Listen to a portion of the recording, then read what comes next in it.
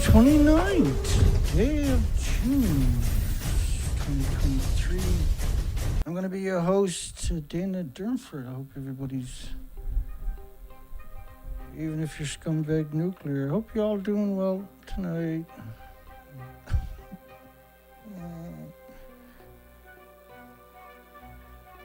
So we're out on the boat again today.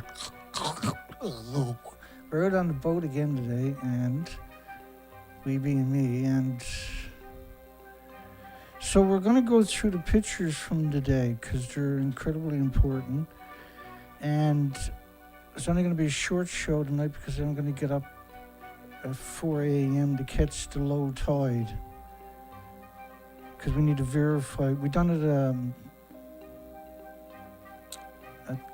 at the end of last month, right? A couple of low tides in a row, and we haven't done no low tides this month. We got to get out and do the low tide, and it's probably going to be better than stinking hot like it was today. It was 102. It's only the 11th day of summer. You shouldn't get those temperatures in the summer, let alone at the beginning of summer.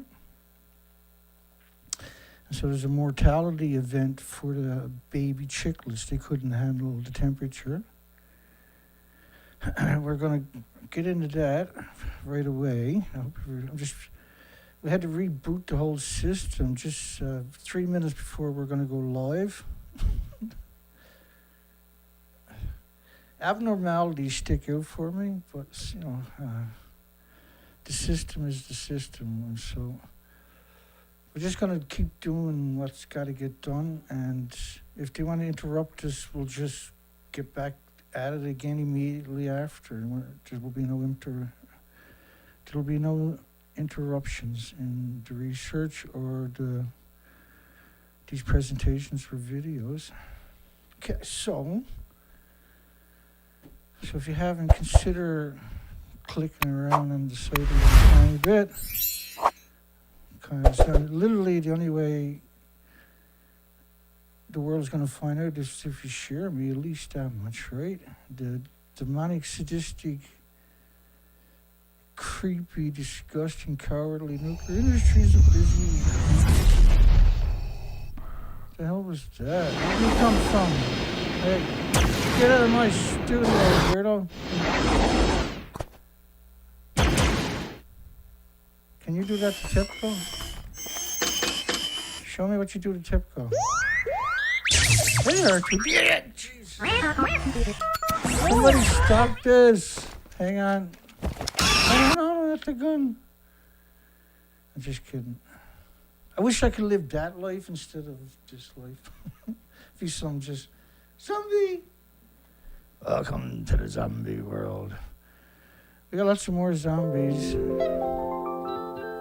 Oh, that was kind of nice. Just like getting your back scratched, wasn't it? Stop it. Okay, here we go. What the hell am I doing? How you doing, eh? Let me find the pictures from the day. They're still on the card. It's absurd. Like, these pictures will probably be worth $1 million in 10 years' time because it'll be the last pictures of birds. Nesting. It'll be the last pictures of baby birds in the near future. These will be absurdly, horrifically, terrifyingly. Now, this was the colony we didn't get yesterday. We done this today in 100+ degree temperatures. Where the hell am I? Coming in hot. Here we go. Wait, now let me figure this out. Click that first, get a bigger picture, get rid of all the little weird buttons and distractions. So this, the Tickleasses, the Cormorants, the colony, the puffins were on the north side of the bay, and this is the south side. We shot video of it yesterday and today, right? But we didn't do pictures last night of it, didn't go back across the bay. And so I went out and spanked myself today and got it done. And then we headed over to the northerly bay. So we're just going to go through these pictures. I'm going to talk you through my take on. So there's two colonies. One colony is just gulls. The other colony has tickle asses, which are like, and I'm going to show you that again today. We got more pictures. I went out and tried to get better pictures of any babies to try to quantify 1 or 2% survival rate. And I was hoping to get up to at least 10 or 20, right? Survival rate. Okay. So this is day 12. We're researching Fukushima radioactive fallout.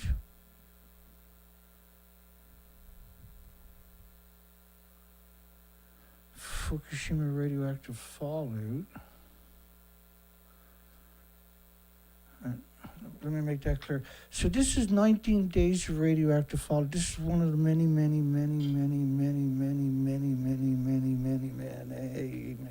documentations that I got. Fukushima radioactive fallout is global warming. And what I mean by that is 80 years of fallout. But Fukushima was a pulse event, as you can see. So this model is 468 hours, which is 19.5 days. The reactors blew up. Here's another model based on 27 days. Okay, back to the pictures. Just for anybody that's confused or new, or don't worry. If you hang around for a few shows, you'll work it out. If you don't, come back. We'll figure it out with you. So, because the pictures are coming out pretty good generally, what I'm deciding to do is, instead of trying to guess, right, I'm just going to, every time I see birds, clusters or whatever, I'm going to, well, nesting birds, I'm going to try to shoot them all. And then zoom in after and do the count. Because now it's a lot easier. Now, ideally you would go ashore, but I'm a long way from being that healthy. I'm going to get there. So we're looking for baby chicks. And so what we're seeing is a mortality event from Fukushima. And Fukushima caused, and if you go back 12 years, that's where the global warming went nuts. That's where the hurricanes and typhoons and cyclones start coming ashore at 200 miles per hour. Because the ocean had heated up. Now when the storms are going over it, they're much more violent. But they got a weird extra boost where they're full of radiation. And it's hard to wrap your mind around it for some people, but others it shouldn't be.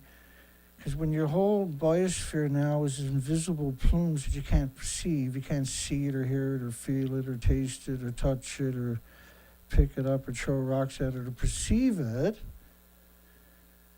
then that's the problem, right? So 2 sieverts an hour, the better radiation emitted from a single liter of water. And so what we done was we launched research expeditions, originally on the West Coast. Let me just touch on that before we go into the pictures, because that's going to take us quite a while to get through that.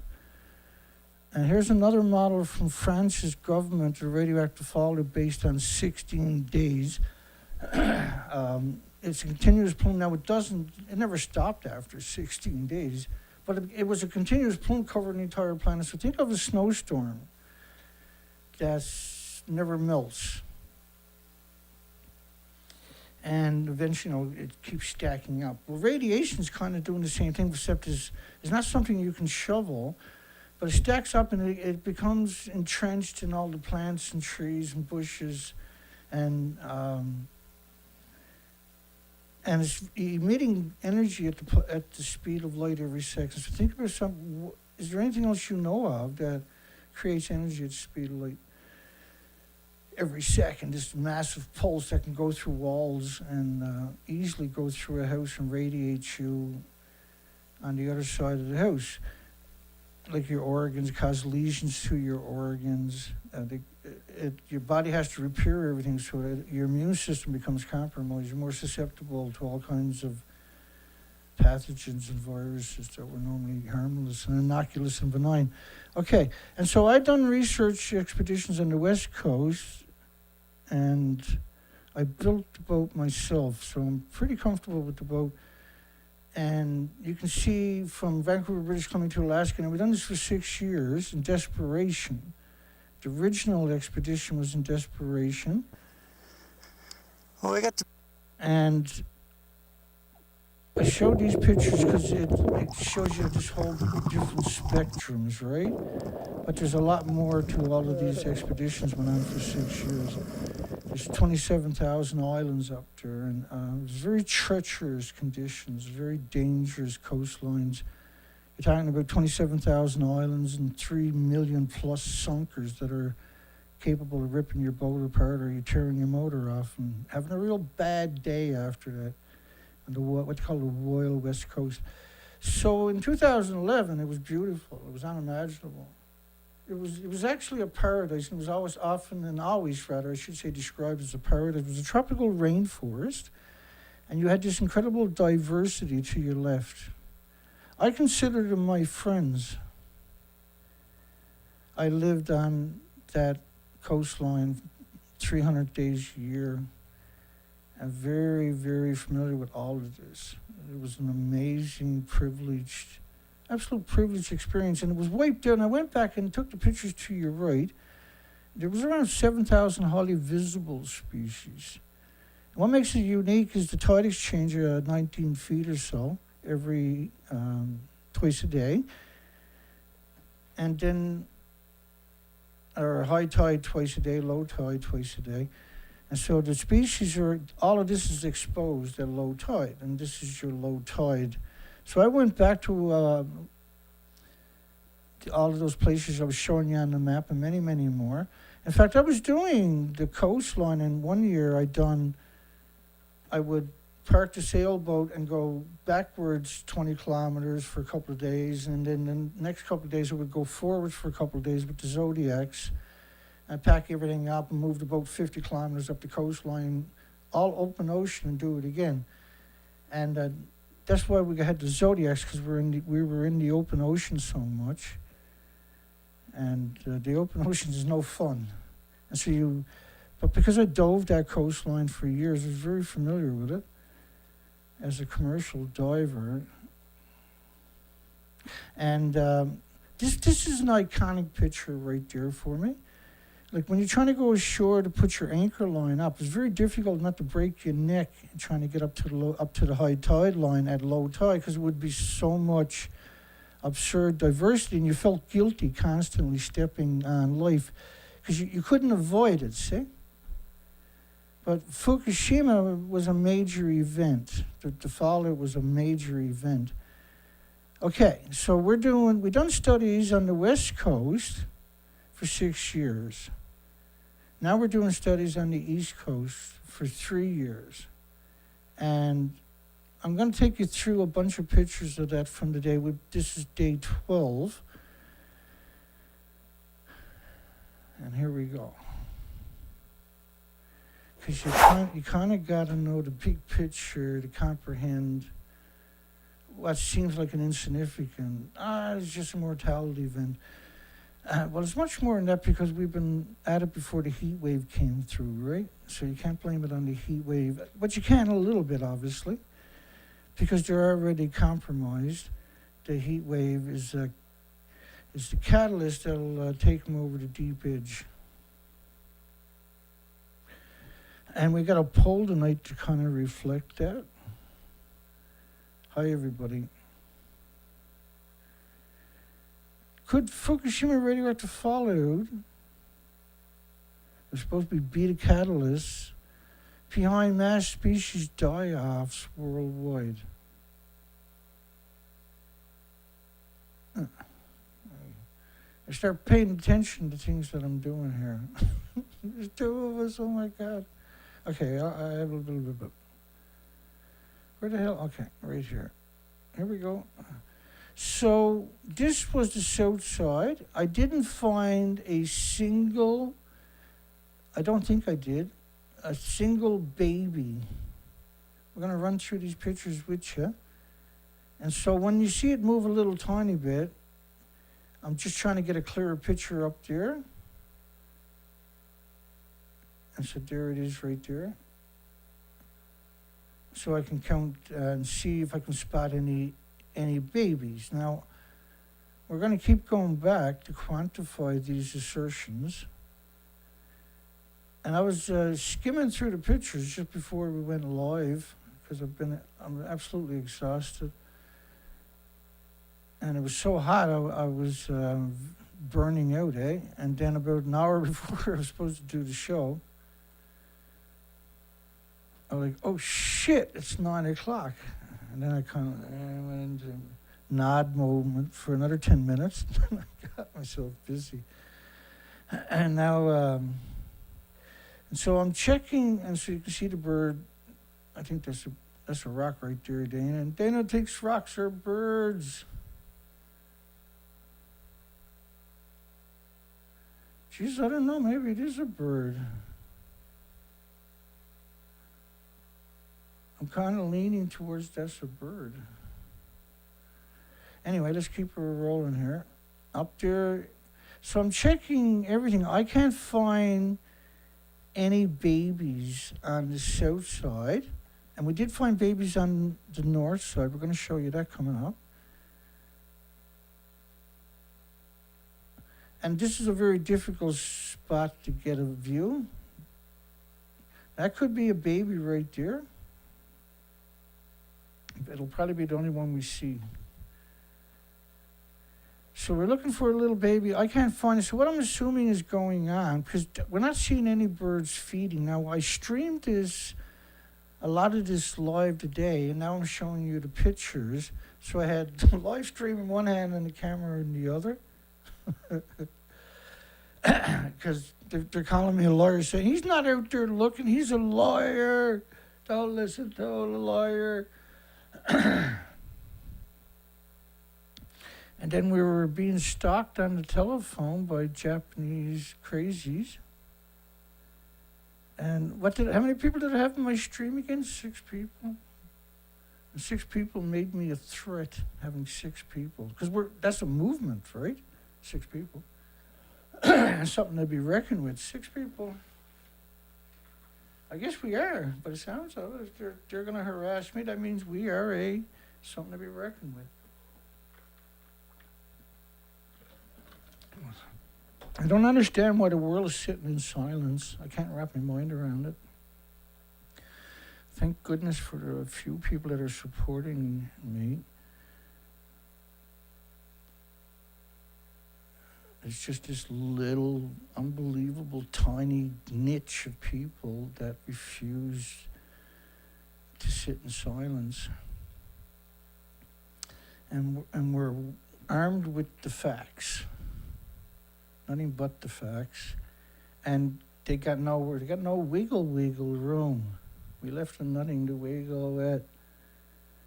And so we got a lot of pictures probably where there's nothing, because I was just live streaming, clicking away like a madman. I'm trying to get focused. I'm getting better. I still shouldn't be allowed to own a camera. I need more. I should have to take lessons before I'm allowed to own a camera, but I know they're up there somewhere. Here we go again. And so we're seeing a total failure of them. We're not, and on the island we got a bunch of dead ones on the north side. And so this is not a very big colony, so we'll go through every bit of the pictures. And maybe TEPCO can find one, call me a liar. You liar, there was one there, Dana. Well, there's about 1,000 gulls live here. So that's a pretty tiny percent, right? Now, I thought they were feeding from the fish plant on the other side of that mountain behind them. Is a fish plant, and we showed that in some of our live streams over the last number of weeks, right? But this bay is the only bay with a couple of colonies in it. They're residential colonies. They've been there for probably millions of generations, coming there to roost. They're the locals. In the wintertime, there's nothing in the tide zone. They probably eat at McDonald's, right? So I'm not seeing any babies. And that's kind of disturbing. Right? No babies. They would stand out.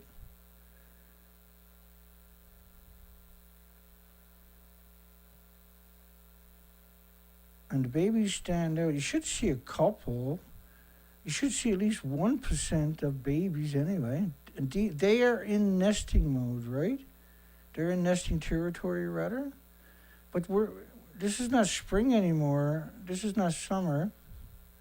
I was kind of hoping that was one there, but I think that's a rock. So they're really spaced out, eh? They've got their own little plot of land, and they got no babies to raise because of the stupid nuclear industry. It's screwed it for everybody and everything. And I'm expecting to find at least one baby. Oh, no, that's a rock. It's not a rock, that's a big baby. It's twice as big as the gull. Well, it could be, actually. I mean, we're talking about nuclear. It could be. Let's go check again. Never mind. Let's check the rest of it. So they're nesting, a lot of them. Now we got babies on the other side, on the island. We know this is a colony for sure because we've been looking at it for about 4 weeks. And I'm very far away, right? I'm way out on the ocean, and this is the top of the kind of a mountain. I can't shoot down in the valley, so there could be babies down in the valley that I can't see. But it doesn't explain away all these empty nests. Right, so you can tell he's nesting, she's nesting. When you see them poked away all by themselves, like this one here, have you ever seen a bird do that on your property anywhere else? Where they hide away in the grass? They usually they're usually sitting on poles or on rooftops. They don't really sit on trees, eh? Because they don't have the right feet. They're not like crows. And so that one's nesting most likely. They're pretty tired. Look at them. A lot of them are yawning, right?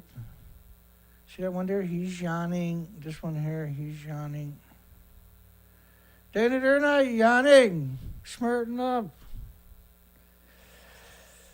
And so I was going by in the speedboat. It was blowing really hard, and you're trying to stream the show and take pictures. Kind of worked out. Probably some of my best work, actually. But this is at the extreme of my... well, that's as far as I can zoom in with the beak lens. And then, because it's good high quality, we can zoom in on our own and find if there is any babies, right? And we couldn't do this on the British Columbia coastline, could we? Not a single spot. We couldn't find a single breeding colony in 6 years, 4 to 5 months on the ocean at the time. It was completely exterminated. Well, there's nothing to eat, right? I'd like to know what that gull is doing hiding away. He's probably a robber gull or something. He looks pretty sinister. So we did see last week when we were live streaming coming up to the north side island, a seagull throw a baby at a nest and go down and kill him. And we went right up to it and was trying to eat it, which is not the regular diet of a seagull, I might add. But you see that in a lot of birds where the colonies fail. They'll consume or kill the babies. Right, I guess rather than, it's an instinct, it's some kind of weird. So these are nesting for sure, not maybe. We're going to keep checking on them. but you'll see the babies from the other side of the harbour, so it's hard to reconcile why we can't find a baby. Now, Canada and Newfoundland, where I'm currently too, got pounded by radioactive fallout immediately within about 14 days and was covered by a continuous plume like the rest of the planet. But the problem is, Newfoundland is out. You got the St. Lawrence coming from the interior Canada, all the way down, like the Saskatchewan River comes all the way down through the Great Lakes, and everything ends up down into St. Lawrence. And St. Lawrence you have different currents, right? But it gets picked up in precipitation. What I'm talking about is everything on the west side of the Rocky Mountains on the Pacific heads towards the Atlantic. Everything on the east side heads towards Atlantic, and everything on the west side heads towards the Pacific. I'll get it right in a second. And so Canada got buried in radioactive fallout. A lot of that in, heavy rains and snow melt, and you haven't got much ice pack left all of a sudden magically, right? But you're dependent now upon snowfall in the winter, and you can't replace the ice pack because it takes 5,000 years to put back. And that was dear pre-Fukushima, now it's not. And so that washes down to where we're to. We're out on the continental shelf. We're the last stop for the migratory birds. Around 46 million migratory birds are supposed to come through here each year. Officially, that's what's supposed to come through here this year. Officially, there's supposed to be 3.3 million breeding pairs of storm petrels out on Baccalieu Island, officially. But we went out there each year in the dark because they're nocturnal and tried to find any. I mean, 6.6 million birds. Yeah, they work in the dark, but when you got that many, they need a lot of food. That's a lot of birds, you need a lot of food. 6.6 million, and they eat the microscopic animals. They're skimmers, so they're dependent upon phytoplankton, zooplankton, and everything like this. And they don't have a lot of body fat, right? So they can't travel far if they don't find their food. But this is their migratory ingrained patterns. Now it's interesting because we're not seeing any other birds nesting in this colony. And that's really weird not to see any other birds. And you'll see what I mean coming up. And we're talking about the biggest migratory route of seabirds. This should be covered in all kinds of different species. And this one was picking at the water. So he was eating zooplankton, I hope, or something, but it looks of it. We'll get there. So there was nothing there. Because you got to remember, I'm live streaming, I got the camera, and bang, bang, bang, bang, bang. Sometimes you're taking weird pictures, right? So we'll skip through hopefully I didn't miss anything. Oh. So anybody who's watching the live stream today remembers this site. And I was thinking about this a lot. Because I heard from one of the people yesterday talking about how some capelin came in at low tide, laid her eggs. And the seagulls ate all the eggs as quick as the capelin were laying them on the beaches, and ate the capelin. And so they all got their bellies full, but there's no babies to bring the food back to. Because that's what they shouldn't be there. They should be where all the babies are too, right? So we were trying to work out that. And they got worried because when they see me, they thought TEPCO might be coming to kill them, but they didn't realize until I got close that it was just Dane, and then they were okay. TEPCO is going to kill them anyway, and TEPCO is the nuclear industry. TEPCO went bankrupt. They were nationalized right away. And the nuclear industry runs every country with nuclear in it. That's the nuclear industry. They run the universities, they control the medias, and The regulatory agencies are the industry itself. It's quite a scam they got going on, and you got generations of administrations putting these inbreeds in positions of authority. And so it was really interesting in these pictures. Let me get back to that there's we're not seeing any other species. That's super important. But this was an enigma. So the tide was coming up. The tide will eventually cover that spot where they're two. And you can see there's nothing there. Should be lots of mussels anyway. And there should be quite a bit of kelp there in the mussels. There should be a lot of invertebrates without the backbones among the mussels for them to pick at, right? So normally low tide, the birds will go to the tidal zones, not McDonald's. They'll go to the tidal zones and they'll just eat whatever they want. There'll be lots of little eels and little crabs, and they'll pick up mussels and sea urchins and drop them on the sidewalks. And the sidewalks and the roads and that. And so when you're driving down the road here, at low tide, you should have birds driving you crazy. But 12 years ago, you would have. Right now, because it's exposed to the radioactive. And a lot of the radioactive fallout that makes it down to a lot of it will wash back down to the coastline, to the tide zones.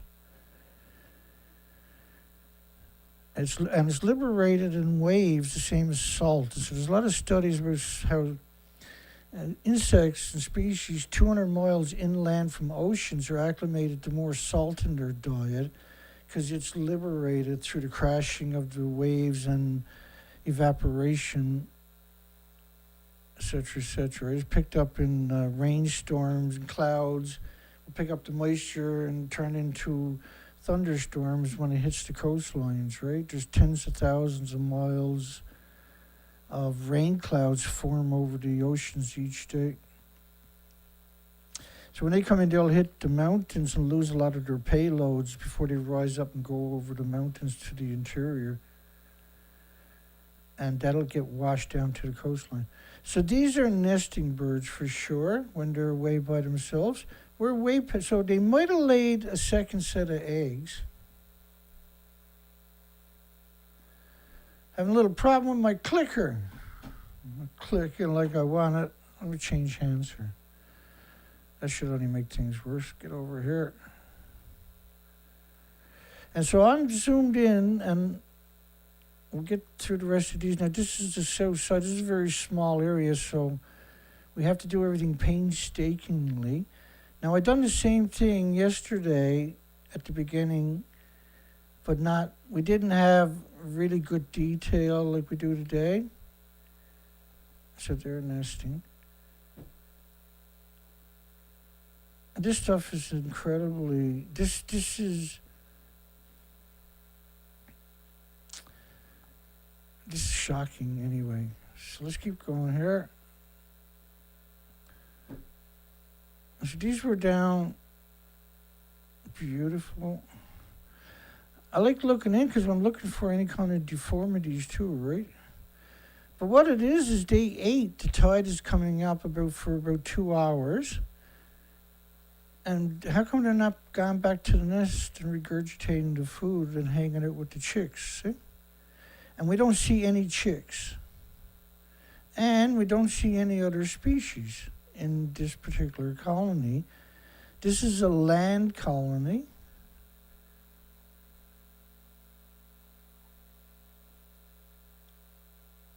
This is a land colony.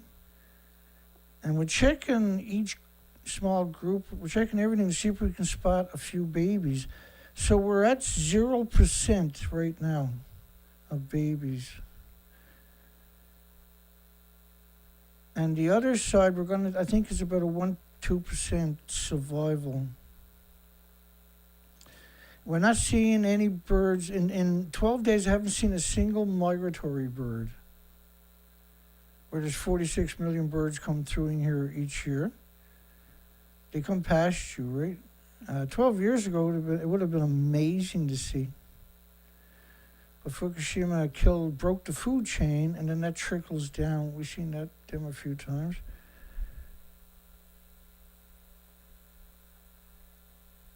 2 adults. So, are they nesting? He doesn't like me taking pictures of him, see that? What are you doing? Stop it. Now that's right by the water, and that's kind of weird, so that's not nesting, but there is quite a bit of excrement that don't... Gulls can go through a lot of excrement. So back up the mountain. Now, I actually got a bad neck because this is what I was doing all day, looking up. And it was just too much wind to stay still. You got the live stream in one hand, and the camera taking pictures was what we're looking at in the other hand. So we streamed it, now we're showing the pictures. And we didn't stream the island on the other side, but we got those pictures coming up. Should be almost right away here. Oh, let's go back one. Just to be safe. Just a little quick boo around. No babies, no babies. No survival, no surviving babies. But the other side, we're going to see some nests had 2 survivors. I seen a couple of nests like that. I got good pictures for a change. I should get like a gold stamp or something for doing that, shouldn't I? Anybody been around knows how atrocious my pictures can be.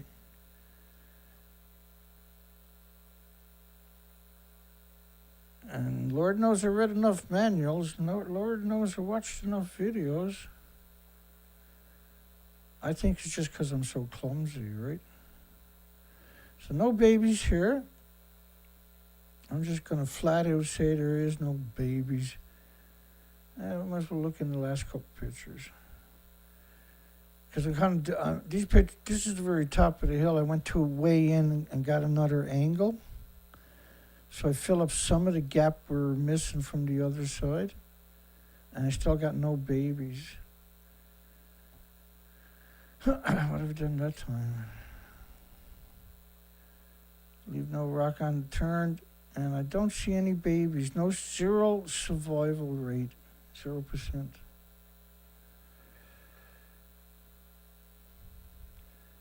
So we got to take a hit for the planet and get the work done. The planet doesn't know it needs this work done right now, but it needs the work done. Nobody else is providing it.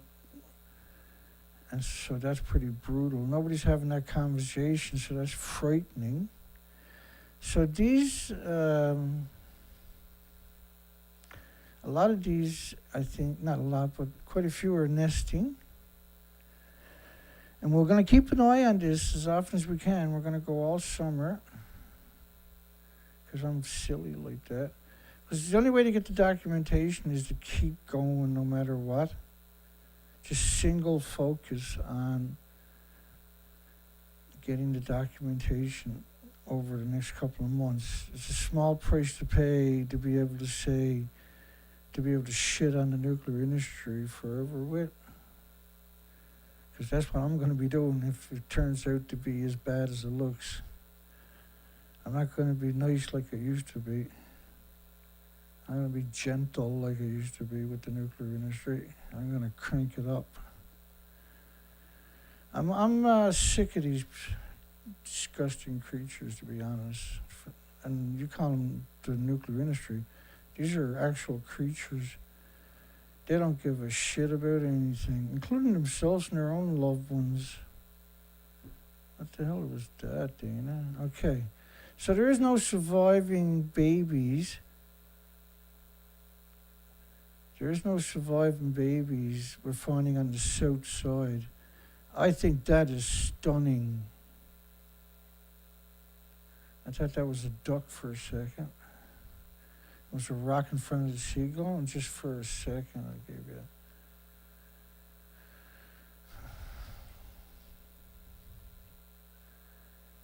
What the hell, man?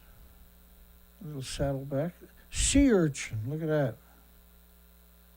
A lone sea urchin. So we're going to be out for low tide tomorrow, which is just is basically daylight. I never even unhooked the boat again today. Just left it hooked up when I came home. It's a lot less work. Because it was killing me cranking the boat up. It was an old piece of shit, right?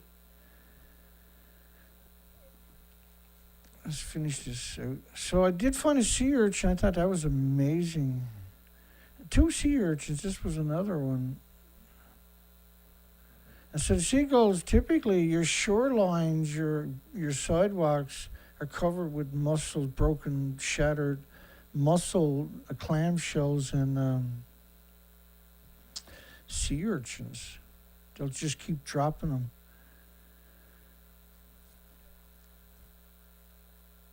And that was back down where I showed you at the beginning, right, where there was a bunch of birds hanging out on the shoreline. I was trying to wrap my mind around.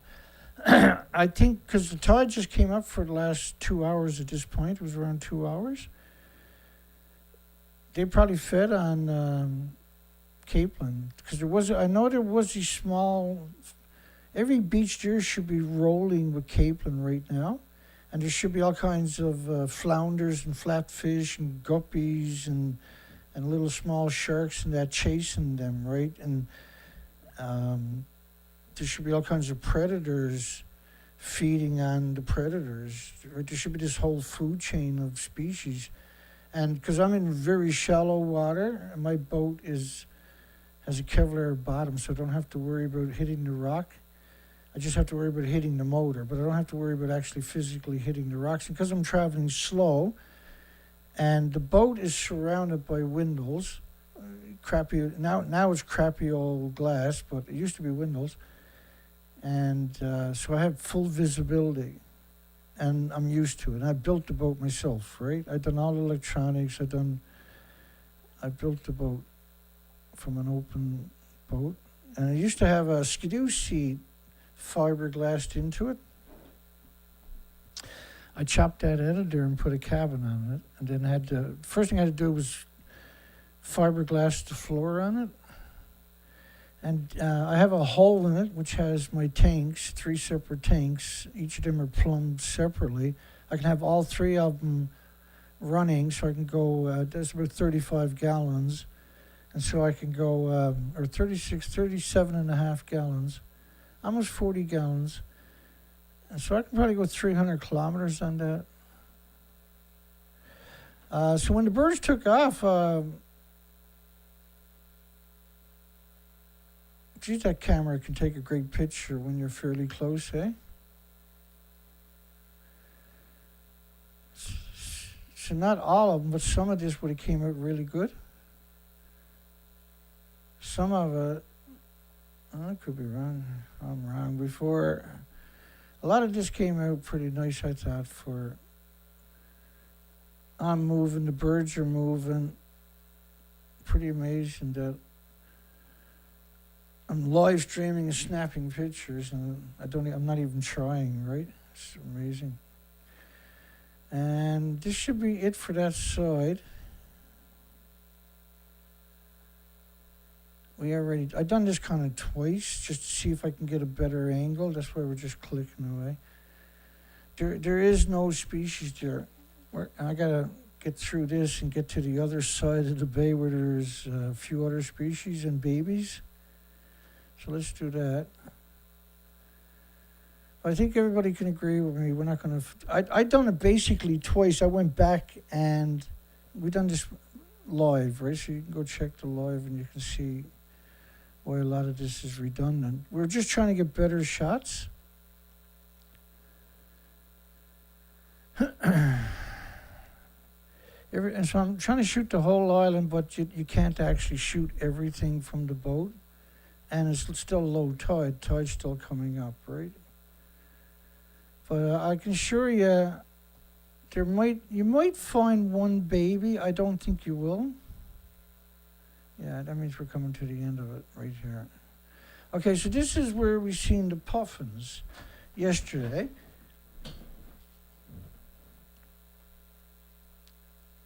And then we went north after we shot this part, and I ended the video in the other bay, so it was like an hour and 30-minute stream. And then I came back, I meandered back, then I went back to that island to try to get better pictures. So there was a puffin that went up and landed, but the rest are gone. There was around 50 here yesterday during the live stream. I went back and I never got the pictures. They were in the water. And when I came back after this time today, that was once, I went around that point and went north, which is, if you keep going behind me, that way rather. Let's get through that. And then I came back and I seen a puffin land. There she blows, but it's at the edge of my range for camera, unfortunately. And I wasn't quite sure where he was to, and we never did get a really good shot of him. Because they're just beautiful birds to look at. I was hoping to get at least one clean shot. I didn't, but it's a weird nest to roast. They were there yesterday. It was around 40 to I'm going to say 50, but we seen during the live stream. We actually zoomed in on it, but this was out in the water. So there was 1, 2, 3, 4, 5, 6, 7, 8. There was probably 10 or 12 there. Some were diving, some weren't, right? And they'll dive 200 feet max for about 30 seconds and stay there for 30 seconds. And they'll do that all day, but they can carry 6, 7, 8 capelin or anchovies at the one time, which most birds can't do. And you'll when you spot them, their wings beat hard for a few seconds, then they glide. Then they beat their wings hard for a few seconds, then they glide. And they got a really weird shape, shaped like a football. So they kind of silhouette like will stick out.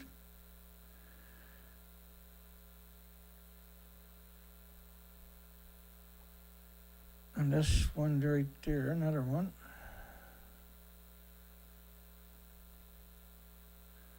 Let's try this again. I didn't see him there earlier.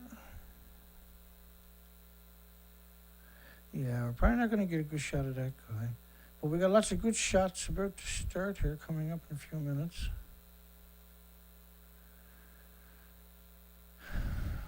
Is that one right there? No. What's that? A black hole somewhere?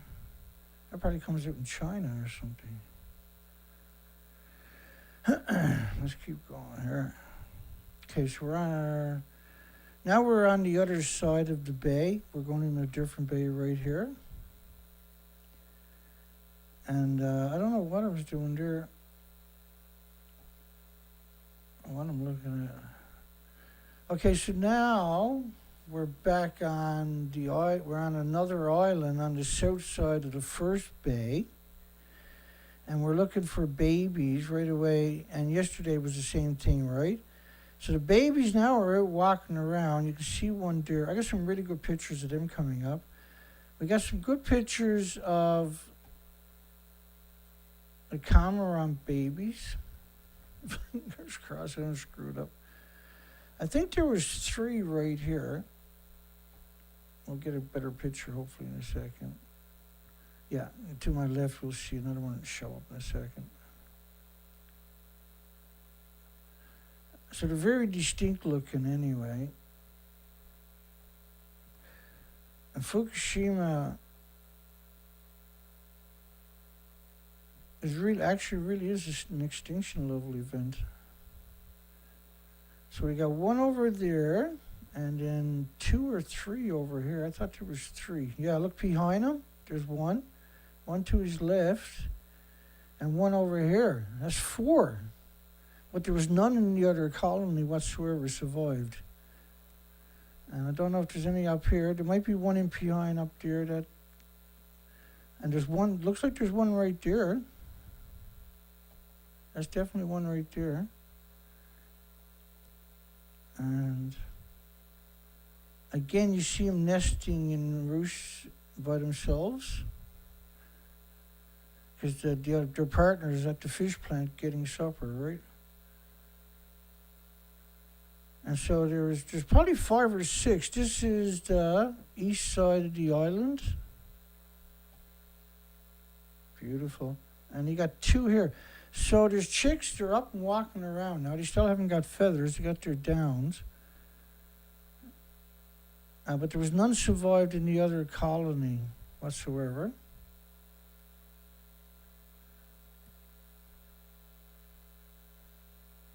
That's a great picture. Let me make it a bit smaller. I'll get my head out of the way here for a second. So that's, let me get the cursor out of the way. A few other, get my brain out of the way. Jesus, Dan, don't make it worse for nothing. Can't do anything right here. Look at that. Will it disappear if I just stop? Well, that's a great picture anyway. That's an amazing picture.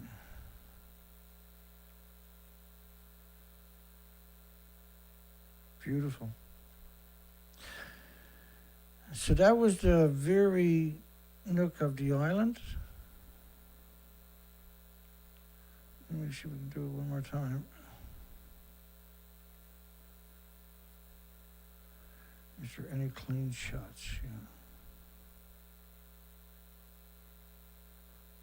That's crazy. Okay. And so I'm zooming around so I can look at the pictures like we're doing now later and see if we can identify any babies.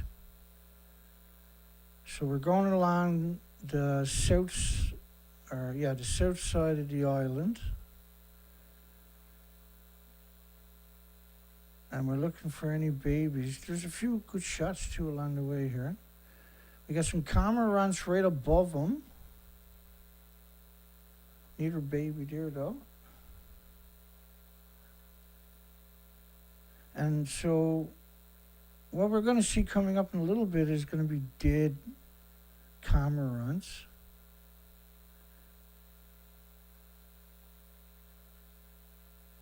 I think there's 3 babies right there. No, yes, boy. Look at that. Well, 1 right there, 2 right here, and the 3rd one right there. Do I hear 4? That's excellent. Oh, there is? No. That's pretty impressive. There's 3 there. And they've been nesting here for generations, right? No baby deer. I can't tell on that one.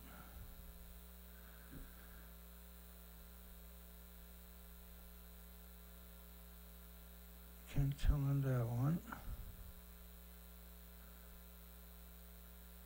Yeah, no baby deer.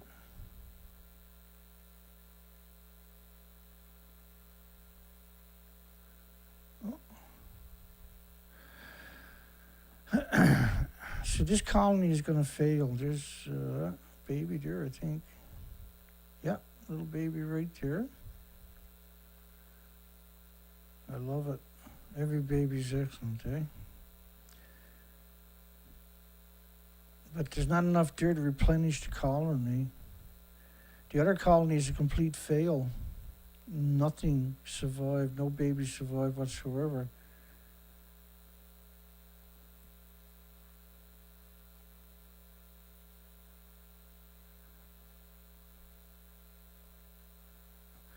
Yeah, these pictures will be worth a fortune in the near future. The last pictures of chicklets and fledglings. Gotta be worth something on the black market. Ain't got any babies? No, get out and walk. Any babies? Not looking good there. They let me get pretty close to them, which is unusual. That's a cormorant. The cormorant doesn't belong down here. Let me see if we get a better angle or something. Yeah, he's looking at me. He's like, hey! Look, he's giving me the evil eye. Look at that. Holy shit. Gotta watch that feller. He's got it in for me. Looks like they're on a nest right there, but you can't say for sure. Let's keep it rolling. So now we're back at the tickle-ass, and I haven't seen a single egg or a single chicklet in the tickle-ass. They're like baby seagulls in one way. Like they look just like them, but their wings are different, their body's different, and they got the same coloring. They got the same basic shapes for sure. They were probably an inbreed species years ago. He looks like he's pretty warm. It was 102 degrees at one point for quite a long point out there.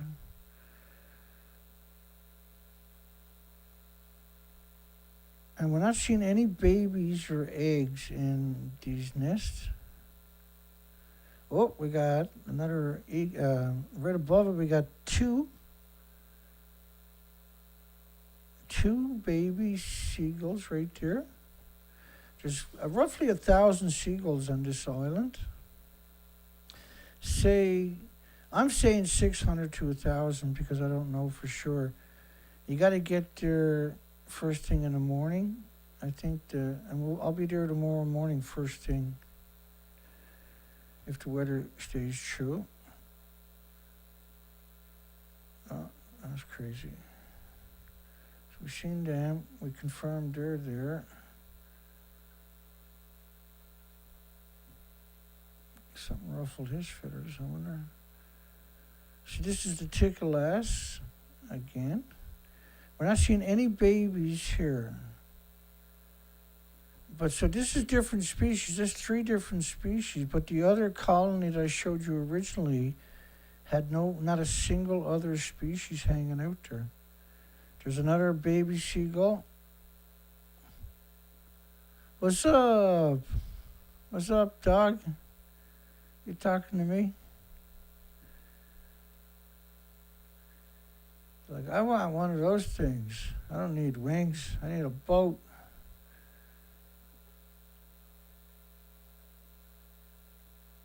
And we're not seeing. So I'm paying. If I see chickens, chicklets, I'm trying to get as many pictures as I can. Now that could be a young one up there. We'll see some young ones coming up in a little tiny bit right now of cormorants. There's not many, but you can see there a lot of them are in their nests, right? So it might be a second set of eggs, but we're way late into the season. And you'll see what I mean when we get the baby cormorants. And we're back and forth because at the top of the hill, a mountain, is the cormorants. And they're shitting, by the looks of it, on all the tickle-ass, so don't seem to mind. They spend a lot of time cleaning themselves, so I'll give them that much. So you could probably spot an egg if there was an egg there. That's how good this camera is. And that's the idea, right? I can zoom right in. If there was an egg or a chick there, I would have seen it, right? It's pretty crazy. They're trying to raise a family right there. That's some crazy shit, Batman. And I don't see any eggs whatsoever. And I was looking at this earlier, but it's no good for me to say it when I can show it to you. This is a total failure of the colony. You see a lot of the nests are empty where the tickle-ass might be out looking for food, or they might just gave up, went somewhere else, who knows. And this is important for the rest of the summer. This is our baseline. And we're not seeing a single egg, or let alone a baby, in the tickle-ass colonies. Well, they'll disappear if they don't have babies, right? And then nobody's asking the question of why don't they have babies? At the top of the pile, because they're shitting down on everything else, is the cormorant's nest, and they're not indigenous to the province. They're not supposed to be here. Some just below is some more. We don't see any babies. Not a single baby survived. a total failure, a total collapse of the colony on the south side, a collapse of the tickle-ass colonies, 100%. Their food supply is screwed. Or if some did survive, maybe the seagulls killed them and ate them because the rest of the colonies are. That's why we're seeing so few baby seagulls, because there's a lot of the predatory going on all of a sudden. So I'm not seeing any eggs. If I can get this bird to lift his foot out of the way. No eggs there. No babies, eggs here.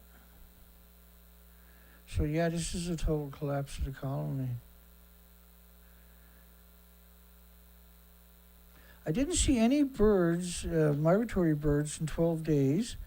I didn't see any seabirds feeding in the 12 trips. And we're out there up to 7 hours. There's brutal conditions.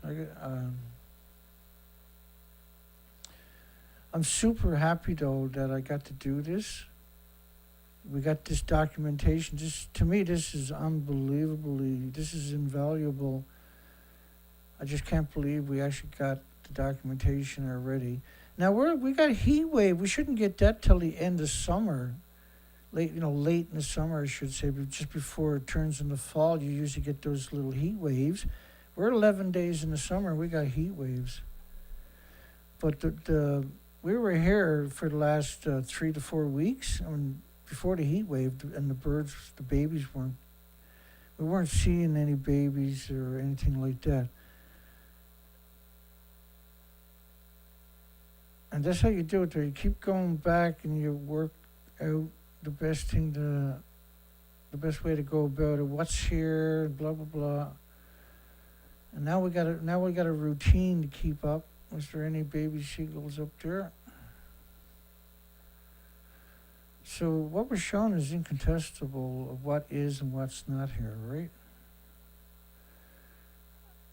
Don't leave no stone unturned is my. Because there's only around 200 tickle-ass. So we got a picture of every one of them that's here today, right? And we're not seeing any babies. Do that one again. We're not seeing any babies or any eggs whatsoever. And, there could be a few there that I missed, absolutely. But generally, we're not seeing anything. So these cormorants are nesting hardcore. That could be a baby right there. Yeah, that's exactly what that is. That's a baby right there. We got some great shots of babies coming up right now in that case. That's a baby, a cormorant. We got some more distinct shots coming up in a little bit.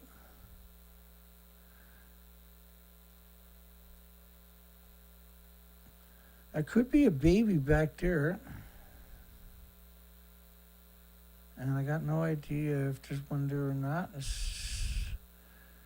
Maybe we get a better shot of that. Next one. The next one is some more tickle-ass. And there's no migratory birds on the bloody coastline anywhere, I bet. If they're not here in the most perfect spot on the planet, and this is their nature, these are all abandoned nests, I would imagine, right there by the looks of it. Or not, I don't know. And so what we're doing is we're getting to see every single bird nest almost on the island, and bird that's nesting. And we're able to say with no uncertainty that there is no eggs for the tickle-ass, no babies.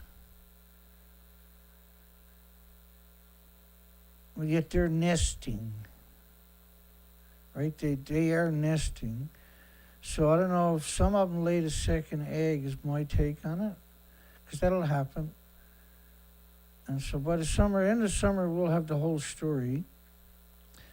But we got to get out there at low tide to catch the capelin to see if there's any predators chasing the capelin, right? And document that.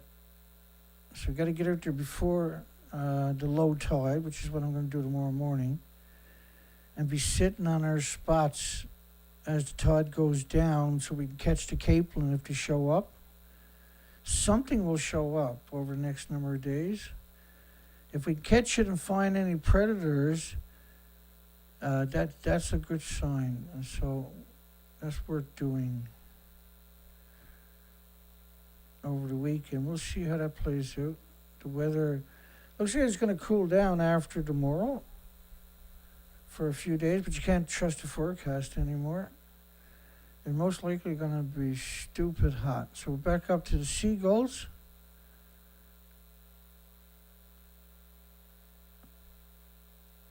That's a baby in there, I think. I'm going to call that a baby in there.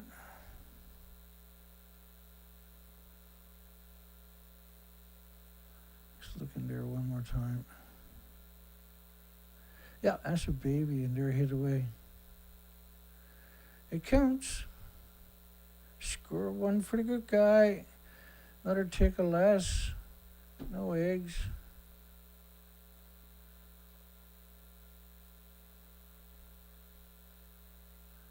There's a little baby right there. See that?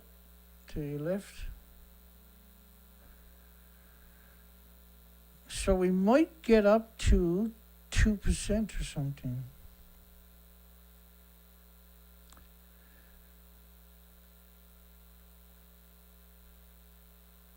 We might get up to 2% survival.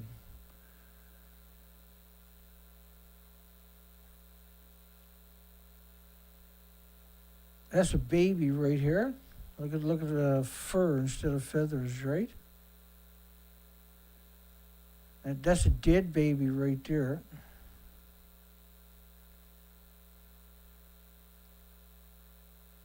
And so he'll get thrown. I might find him tomorrow. He'll get thrown out of the nest. That's a baby behind right here. You can see by the fur instead of feathers. And you can see there's two of them there. You can see how big they actually are.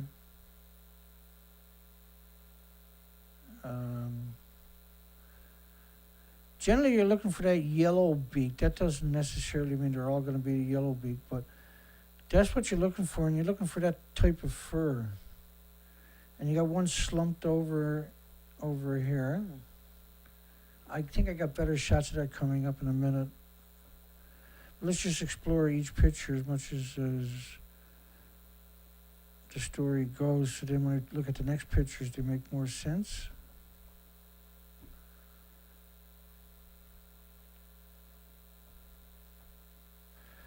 Yeah, because you're looking up on a weird angle, eh? So that's a dead one right here. That's a baby right up here. And that's a baby right there, too. So there's three babies right there. They're pretty big, right? You can see a couple of babies here of cormorants. I'm assuming that's a baby there. That one here is definitely a baby, and that one there is definitely a baby. I probably got better shots coming up.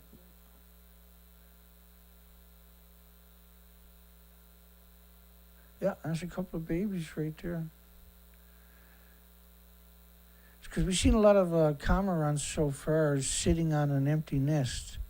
Because the birds are too big to be underneath them, right? And it's too hot to do that.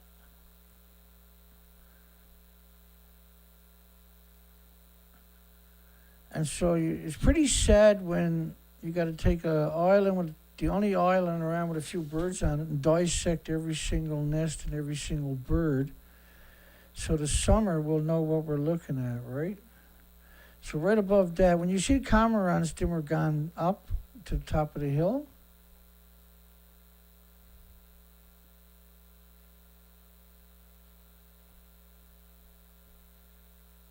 And it looks like there's a baby right there, but it's hard to say.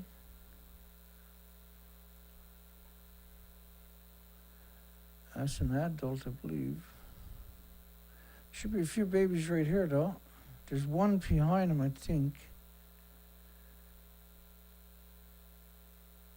Yeah, there's, you can see the yellow versus red. That one there is a baby's head.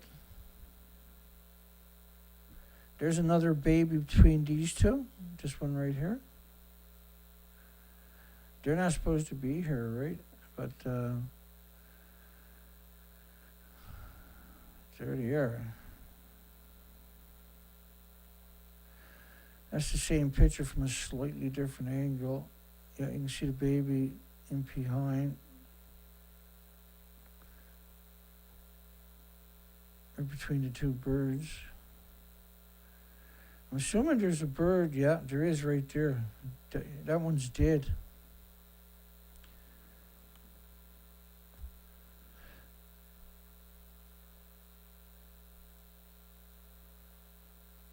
There's two babies up here, but looks of it. Yeah, two babies right there. Cormorants. Because cormorants are not like seagulls. Cormorants can dive quite deep for quite long. And they can do it all day. And there's probably a baby or two right there. So cormorants, we're expecting them to have a better success rate because they're divers, seagulls are not, right? Seagulls are literally scavengers for the most part. You got a baby right there by the looks of it. You got two up right here. And we got two more on nest, three more. We got a baby or two right here. There's probably two babies right there. So that's great to see. I love it. I would imagine there's one right there. This one right here is a baby. This one right here is a baby. And it looks like there's a third one right there, but I don't know for sure. But we'll definitely figure it out. There's a baby right there. And there might even be two there. And we're almost through. And there's another baby there.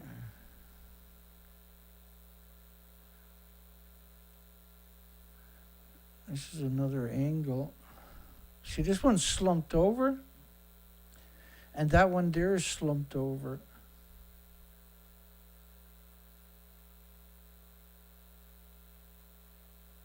So they died today, those guys. There's one baby there.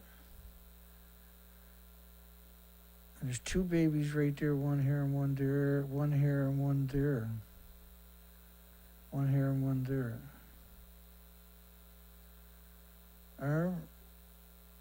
It's hard to say sometimes, right? They're a little bit big.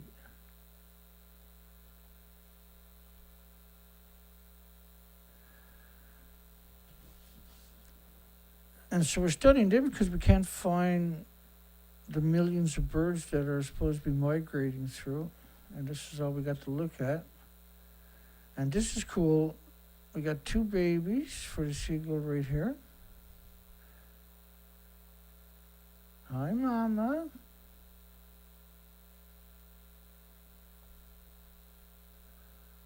Just to see if they move their heads up.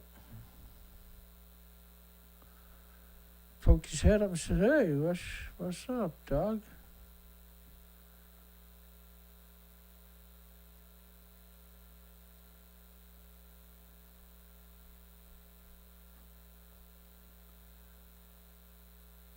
Beautiful. And we're almost to the end of the island. That's where I stopped. It was at the end of the island. Some of them are sitting on their nest, but no babies.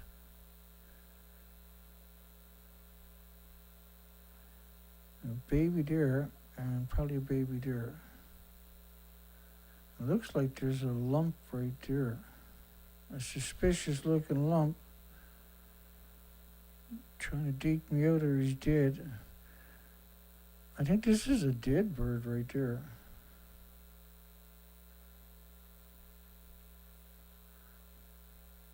And this is probably a dead bird too.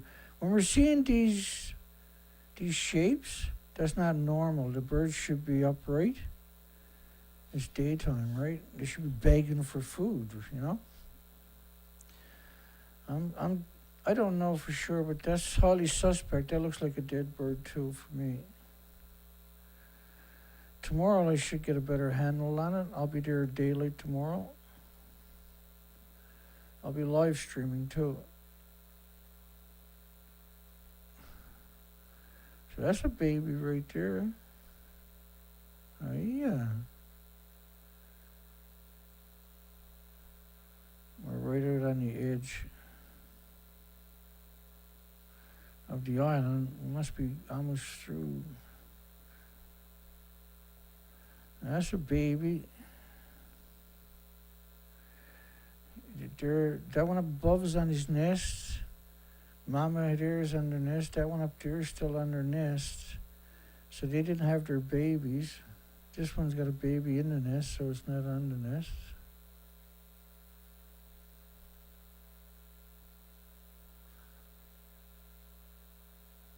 And that's definitely a baby in there. That one's definitely a dead bird right there.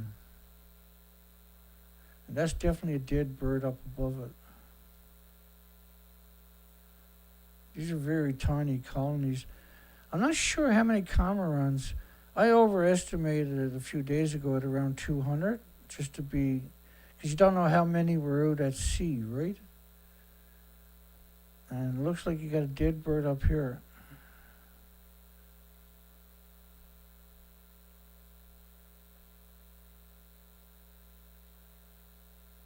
That's a baby. I don't know if it's alive or dead, but there's a baby there. That one's definitely alive.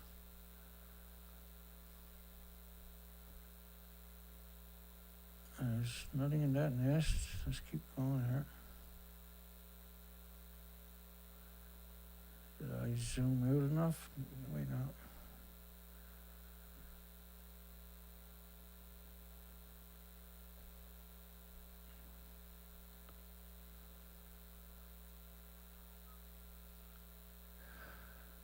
Oh, come back there.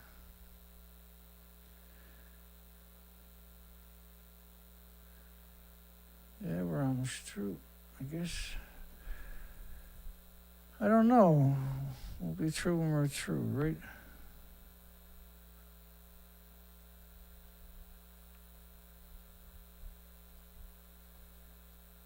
We'll be through when we're through.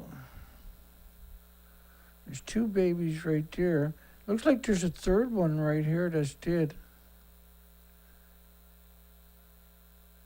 Let's try again. See if that's what it is. Yeah, that's a dead bird right there. Look at that. Let's go back because we skipped past that picture. I got to skip ahead 2 pictures. 1, 2. Oh, let's go back to in that case. So that's the beauty of the zoom, right? Because you never would have found a lot of these dead birds without zooming in. So that's a big. That doesn't mean the other ones are going to survive. You know what I mean? They got a long way to go before they're going to fly away. And so it'll be heartbreaking if this colony fails, even if they're not supposed to be here. That shouldn't be down there, whatever that is. That doesn't look right.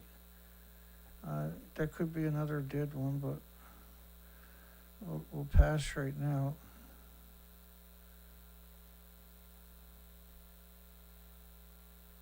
So we got a nest there. I don't see a baby right off.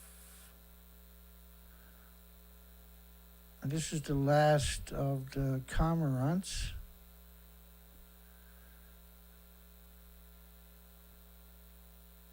They're right out on the edge of the island.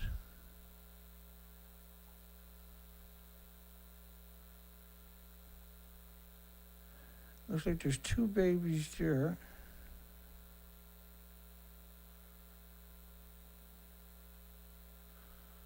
Looks like there's 2 babies deer.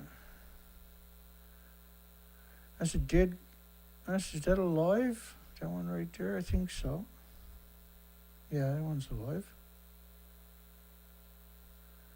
There's a baby in that nest for sure. There's no baby in that nest.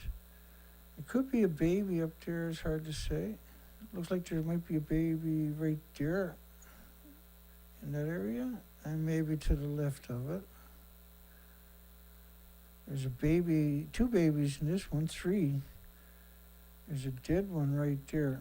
Did we already see that? I wonder, did I just zoom out? Yeah, that's what I done. Look at that. 2.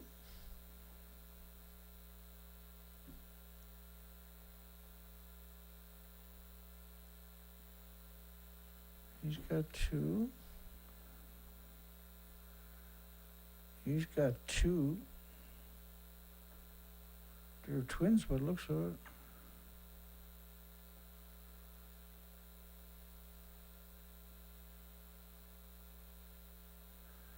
He's looking pretty sinister up there, isn't he?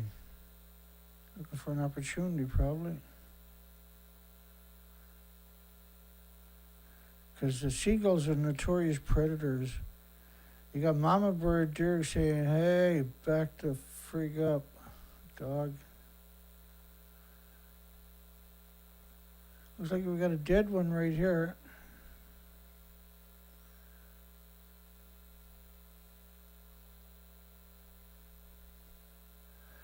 Yeah. Seabirds don't take naps like babies do, right?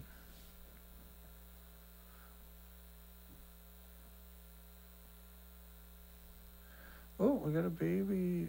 Let's check below it first. There's a bird there. No baby, but there is a baby above it. You think you got it tough. Look at the neighborhood this kid got to grow up in. It's crazy. And right there is a cormorant, ready to shit right on him.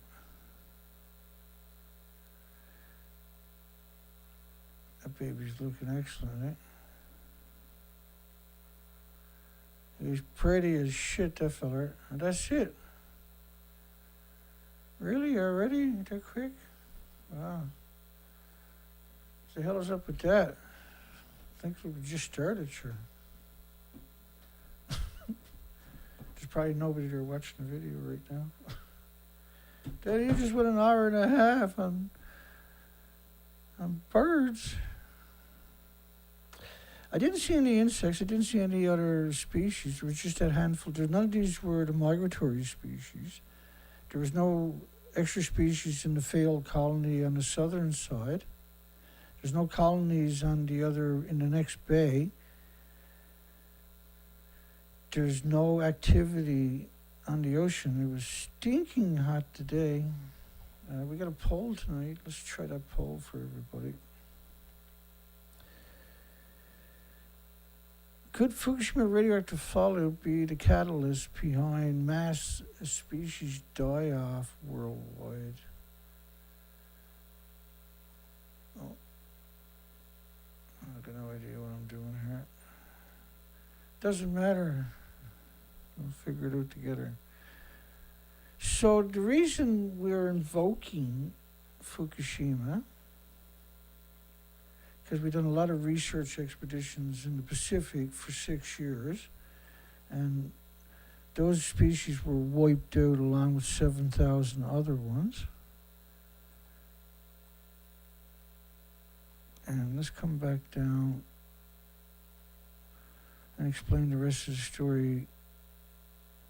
And so this is, it's hard to wrap your mind around, but we're only talking about 4 buildings breaking down. But the repercussions from the buildings breaking down are catastrophic.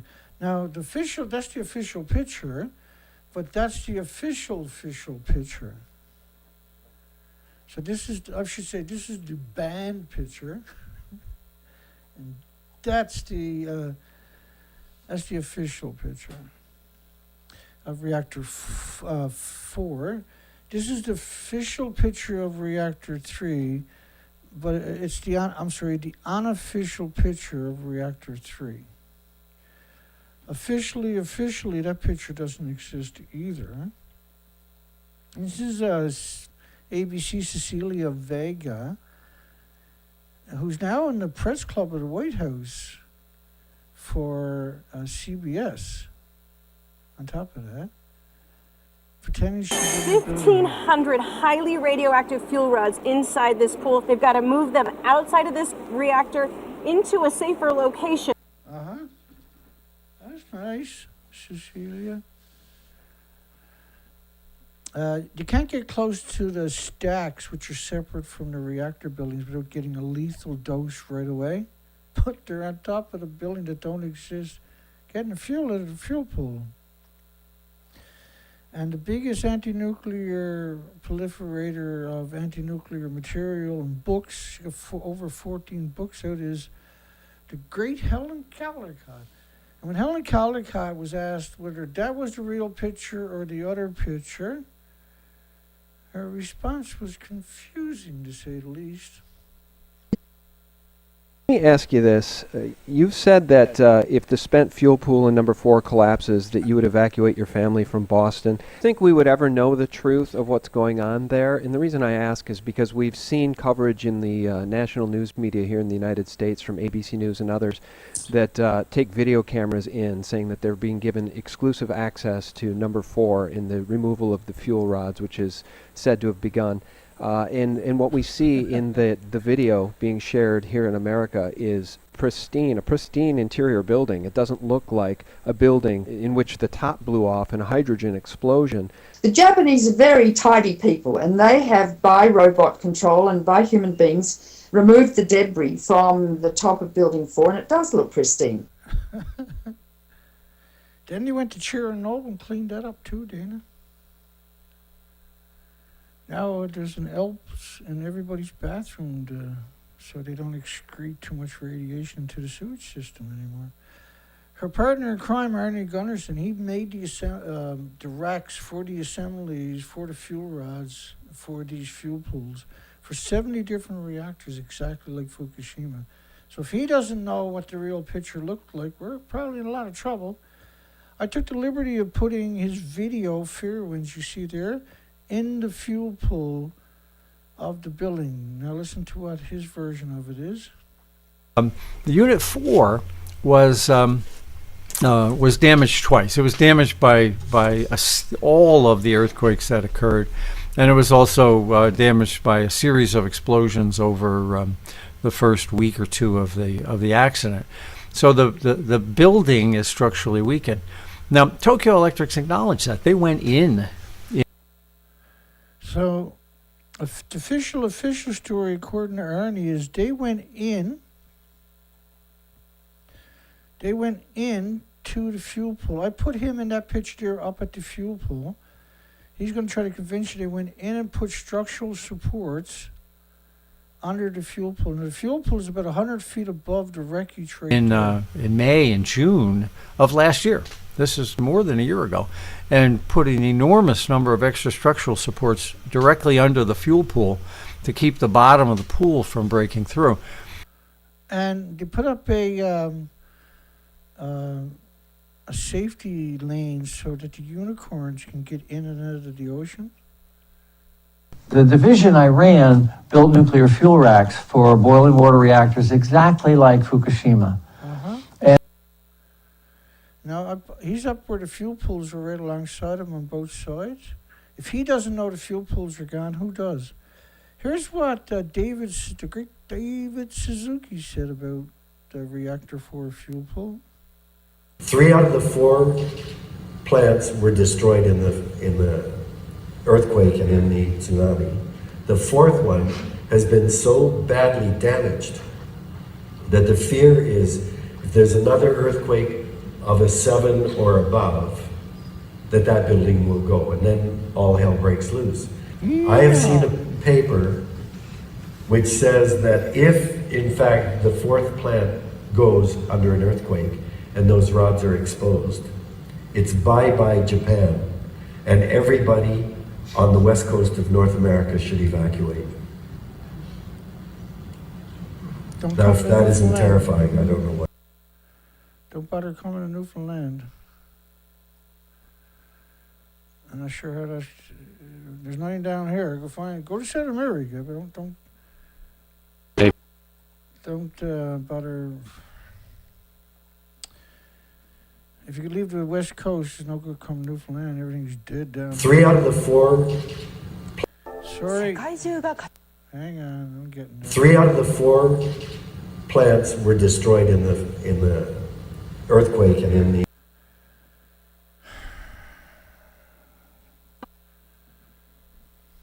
Hey pal, you just blowing from Stupid Town? Yes, I did. Thank you very much. So China, Taiwan, South Korea, and Japan are working together to slaughter us. They're all promoting the propaganda of the tritium fuel pool, or tritium water from the tanks. It's absurd. And they just started, like, it's going to be 2.2%. They're just slaughtering us, eh? They're saying 2.2% of, 2.2 grams will be released over the next 30 years. Nothing else got into the oceans. Remember, they couldn't even... Good evening, this is NHK's Newswatch 9 for Friday, May 20th. On the 7th day after the March 11th quake, self-defense forces sprayed water on the nuclear power reactor in Fukushima. The images were broadcast throughout the world. The Fukushima Daiichi plant was no longer able to cool down its reactors and was facing a potential meltdown. Today we talked with the actual crew that was working to cool the plant. It's the first time details of the operation are being released to the public. J Village is the base for workers trying to restore the power plant. On May 3rd. Well, all 600 helicopter pilots at Chernobyl died right away. They only done it 4 little trips with the Japanese, and that was the end of that fable, right? The high radiation levels around the plant prevented the helicopters from dumping water on the reactors that weren't there anymore. And because they sprayed so much water on the site, the official story is 100 tons a day, which is equal to less than a garden hose, split 4 ways. There was so much water on that site that they had liquefaction on the site, right? They're turning the ground into quicksand. So they're not sucking it all up. The Green New Nuclear Deal. Madison the monster, Hillary. And when you look at her, man, she's got this scary, she doesn't even know how to smile, the poor thing. Obviously her family's pro-nuclear, right? I'm pro-nuclear, she says. And Madison's just a sadistic little demon, eh? She looks almost human right there, but then when she smiles, like, holy shit, man. Mommy, that lady scares me. Campaign for a green nuclear radioactive earth wasteland deal. We count the tanks, there's only 750 of them. You know, Marie Curie won 2 Nobel Prizes. She can't pick them up because she lost both of her hands, but UN is the military-industrial complex that what Dwight Eisenhower warned you about. And some people might hear of the New World Order, which was started in 1946 by United Nations changing its name. Changed its name too from League of Nations to United Nations. And George Bush Sr. described it quite adequately in this clip here. Take it away, George, you crazy bastard. We have before us the opportunity to forge for ourselves and for future generations a new world order, a world where the rule of law, not the law of the jungle, governs the conduct of nations. When we are successful, and we will be, We have a real chance at this new world order, an order in which a credible United Nations can use its peacekeeping role to fulfill the promise and vision of the UN's founders. Oh, some drinking cold water. Chinese don't drink cold water. Do you say it's bad for you? It's like a dampness. I disagree, but who knows? They could be right. They were doing chiropractic for 3,000 years. They know a few things. Alrighty. I think we'll give it up.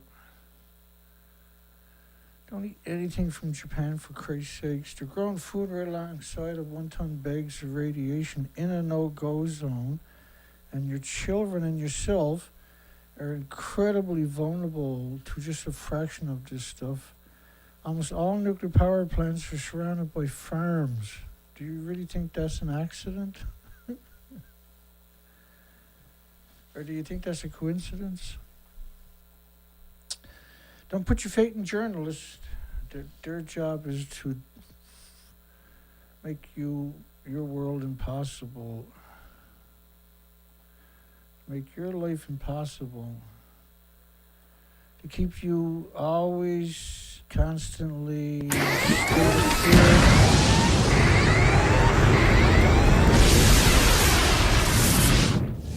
North Korea's gonna get ya. Gonna get ya. You gotta spend all your tax money, 57 cents on every dollar on the military, or North Korea's gonna get your ass. Ow! Stop it. No, not this. The next tsunami will take out the big surprise. What are you doing? What the hell is this? Somebody stop this, man. Anyway, we'll see everybody tomorrow night. Have a great night.